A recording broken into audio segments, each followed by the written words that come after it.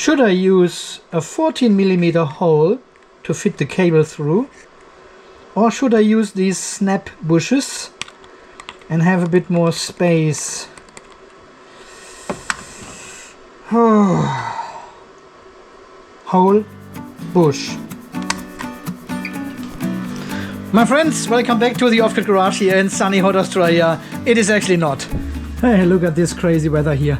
It is raining, sun is shining over there, but here not so much. Oh my god. And we have only 30 amps outside. Still not too bad. Yeah, so what better could we do than working here in the off-grid garage battery and system room? And today I want to mount all the gear on this wall here so we can finally order the cables to connect everything back through this cable duct cable tray system back to the main bus system here in the battery shelf. So I guess I have to do a lot of measuring and drilling today. But yeah, one of the main questions this morning was already, how do I get the cables? So I'm using 35mm cables for everything, yeah, connecting the batteries back to the breakers, connecting the breakers back to the bus bars, and so on. This is all 35mm, which is exactly this size, yeah. I've got a 14mm drill here, so it's easy to drill just in here and then have the cables fit in, and it is not too bad. Yeah, it is good, but I can also use these bushes here, but they are a bit too wide for these cables, so I probably just go with a drill. I think this is a bit over the top, and also I probably don't have enough of them for all my cables. Because here the cable is a bit more protected. You know, this is a bit of a rounded corner, while here it is more sharp and edgy. But on the other hand, this is a double insulated cable and it is not moving around much. In fact, once it is installed, it is not moving at all anymore. Alright, decision made. Let's go with a straight hole. But before we get to that, I want to show you something.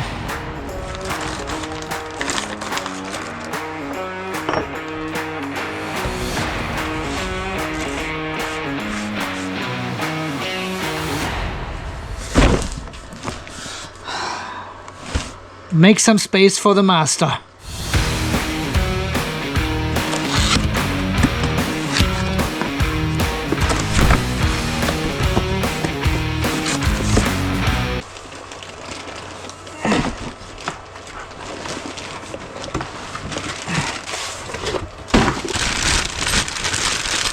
Yes, my friends, it has finally arrived. The master breaker for our battery bank. This is a huge 4-pole NOARK DC circuit breaker. It has 250 amps per pole, a rated DC voltage of 1000 volts and a breaking capacity of 70,000 amps. And I think it weighs like 22 kilos. It is super heavy. Yeah, and it also comes with some accessories like and these huge tint copper bus bars. They are heavy. And if you want to use this 4-pole breaker just as a double pole breaker, you can use these bus bars and bridge these connections down here, and then you would have positive coming in, positive going out, negative coming in, negative coming out. But we don't need them because I want to use these 4 poles separately. 2 positive, 2 negative separately. Alright, let's have a look. We open this one up. I have shown my channel members already a while back what is going on, but they haven't seen how it actually works. So, and that's what I want to show you today. I think that's all. Yes, 4 screws, and you can take off the front panel of this breaker. Look at this shit, huh? My god. So this side doesn't open, there's nothing underneath here. But here we can see all these little slots, these compartments here everywhere. And this is where the auxiliary and alarm switches go in. You can see there AX, which is the auxiliary, and there's an AL for alarm. And one is normally closed and the other one is normally open. And I've got this little push trigger mechanism down here, and then they just snap into place. One over here one over there. Yeah, and then I've got this one here as well, and this is a shunt trip. Yeah, it comes with a 24 volt DC activation coil, and there's a bit of a mechanic here with springs and everything, and this clicks into place into this breaker as well. At the beginning I wasn't quite sure how it actually works, and you've got a bit of a mechanic here on the side. So if you push down this button, you can see how this works this way. And this is exactly what the shunt trip uses to trip the breaker. So if we do that and then turn it back on, so it's now armed. Yeah, and if I turn this to that side, it trips very loud. And this is basically the same as if you push the button. See, it doesn't do anything else. And this is where this, yeah, basically a 24 volt coil with a bit of mechanic here. All right. Ready? 3, 2, 1. Bam! Yeah, and this shunt trip here will be triggered by several emergency buttons on the outside of the battery room, on the inside, and also on the outside of the garage. So in case something happens here, we can just push the button and this circuit breaker will trip and disconnect all our batteries. Not all of them. Yeah, probably we talk about this later, but let's get this all first installed and then we go from there. And down here at the breaker we also have some dults. We have seen this already at the other NOARK breakers I have already installed in the battery shelf. But this one here has two dults, an IR and an II. So this one is basically the thermal trip current you can set as a factor. So you can see it goes from 1 to 0.7. So 1 means multiplier of 1, 250 amps. This is when it would trip. And if I dial this down to 0.7, is only 175 amps or something. So 70% of the 250 amps, it would trip at 175 amps already. So you can actually adjust these breakers here to your needs, to your cables, to your setup, and this is pretty cool. So the other one here gives you another factor, and this is basically the overcurrent, the short current trip current you can set. Yeah, it goes from 5 all the way to 10. So 10 means 10 times the 250 amps would be 2.5 kiloamps. It would trip immediately. Or if you set it to 5, this is like 1250 amps, yeah, of trip current. And you can adjust this one here as well accordingly to your needs, to your specifications, whatever you need. And the very interesting part of these two dults is, if we take off the lid again, there's no electronic in here at all. This is all made mechanically. And if I turn this one, for example, you can see how this bar down there shifts left to right. And if I turn this one, see what it does? And this bar for the short current multiplier has actually some springs down there attached, and they adjust some metal plates, I think probably for the coil trip mechanic. Yeah, I find this fascinating. There's no electronic inside, nothing. That's why these breakers are so cheap. Not. Don't ask. No, don't ask. And the breaker also comes with these rubber dividers or isolators, which just slide in here at the bottom and top, and this gives you a good isolation between all your separate poles if you have several circuits connected to it, which you can up to 1000 volt. So but I only need the one in the middle, I think, because this will be positive, this will be negative, and we just put one divider in the middle. And it also comes with these screws, and they go all the way through these holes here, holding the circuit breaker at a back panel. So, and then the breaker goes into this position here, somehow like this, I would say. Yeah, I think this is a good position. And we just mark these holes, 2 at the top, 2 at the bottom, and hopefully it will hold on the wall here. No, it definitely will, because these blades here, they are anchored into the wall, into the studs. So very firm, very sturdy.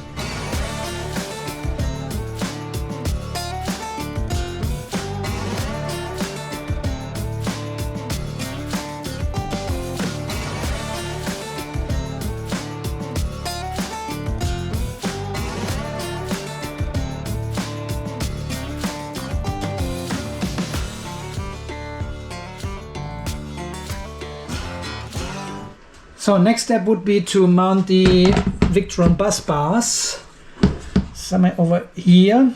Now I've got already a marker here on the cable duct which marks the middle of the wall, left and right.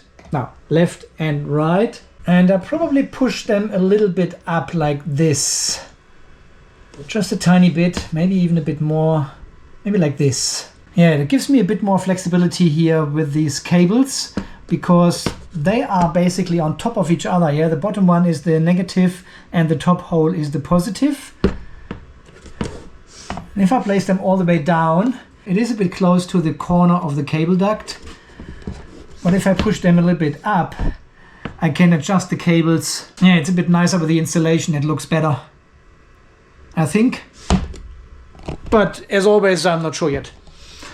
I'm just having a first look how it looks like.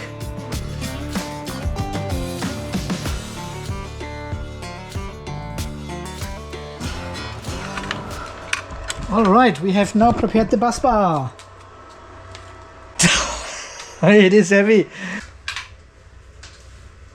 Yeah, I had a look at the distance between these two holes. I think we can set the bus bars all the way down directly on top of the duct, so there's no cable visible. I think this is what I like anyway. All right, that's where it goes. I just need to mark all these holes, drill a lot of holes, and then put all the screws in and we are done. And this one is then mounted. But before we do that, I need to mark where all the cables go in. And then I have made this template and it marks where the holes go. And I can show you if I mark the positive, which is fairly close to the edge. But if we use a piece of 35mm cable and hold this here on this dot, like this, we can see it's actually not too close to the edge. So it doesn't interfere with the lid or anything else, so it should be absolutely fine.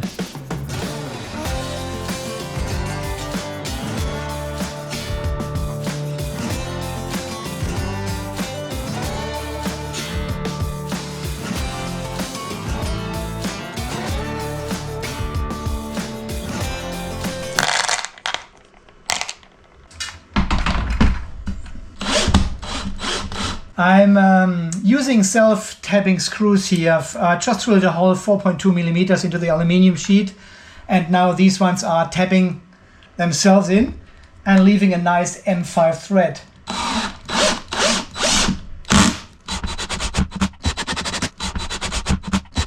Yeah, now we've got all the holes lining up here, negative at the bottom, positive at the front, for all these 16 connections to the bus bar. All right, main breaker, check. Victron Busbar, check. Now we come to the final step, which will, I don't know how to do it yet, to mount all these circuit breakers. Because unfortunately they don't have DIN rail mounts. I understand these are MCCBs, but if they would have two DIN rail mounts at the back, I could just align the rails here on this aluminium and then click the circuit breakers in, would be perfect. Okay, we will start mounting these ones here right after lunch. So now I have to think how I'm proceeding with all this stuff here. So I've got 8 breakers on each of the sides, so 16 all in total, which does not exceed the length of the bus bars. That's actually quite nice. Look at this, they've got almost the same length. That looks good. Of course, that will be sitting in the middle here. And this is just to see how everything fits together. And we will have fairly short cable runs here from the bus bars up here to the circuit breakers in the middle section. There will be a lot of drilling here again. Oh shit. And here at the bottom as well, because the cable's coming out this way and need to go into the duct and then run to the appropriate connectors. All right, I would say let's mount one in the center here and see how everything goes. Here, I'm here. This will be our master. And then we do the others one after another. Let me set up the laser. Like this. Double check. Perfect. The laser is straight. Well, I just thought with these short runs from the bus bar to the breakers down here, I probably made a bit of a mistake and drilled these holes too small, because I will have the 35mm cable plus a heat shrink plus the ring lock, and this does not fit through my 14mm hole anymore. Of course, I could prepare one end and then feed the other bare end through the holes and then crimp the other ring lock at the end down here somewhere where it fits to the circuit breaker. But this is all very, very tight and there's not much space to get the crimper in and take the insulation of the cable off. So I would really rather prepare the cable before it goes in. Yeah, probably, I don't know. I make these holes a bit larger down here. I mean, I can take this one off again quickly and drill these holes a bit larger, just so I'm on the safe side. It's always these decisions and little changes you make along the way. All right, drilling the first hole. Tap in M4.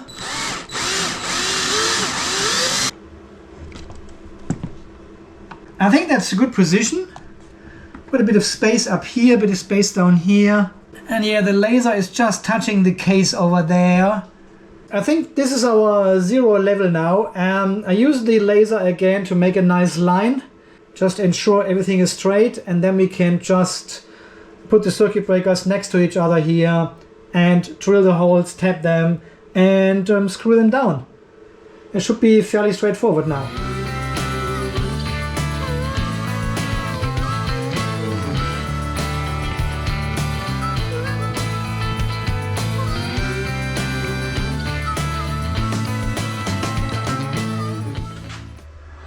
Alright my friends, it is finally done. All the breakers are in place. It is now the next day. I finalized everything this morning. I didn't put it on video here because the work is so repetitive. You've seen the beginning and now you see the end.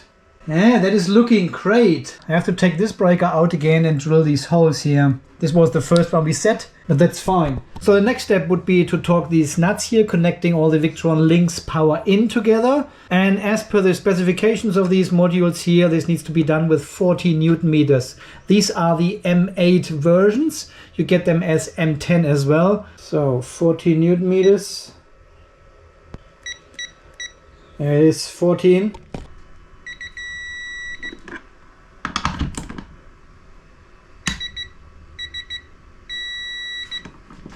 When it starts beeping, that's 80%. There we go. All right, that's all done. And probably the final step for this video is to mount this box. So this box will be the housing for the Victron Smart Shunt. Yep, second Smart Shunt for the Powerball. So probably put this in this position. So then we come down with the two negatives through the duct into this box, connecting to the Smart Shunt, and the output of the Smart Shunt goes back into the duct, and then in this direction to connect to the Victron Busbars. So even we have an IP protected box here, we don't need this water or dust proof protection. So I'm just going to drill some holes here so we can mount it on the wall. Alright, sorry that I use a level here to make it really straight. Otherwise people give you a hard time in the comments on there, everything is not straight here.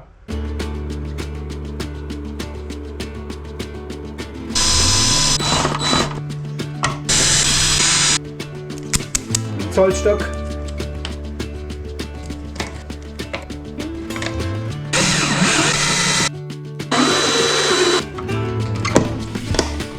Alright, all done.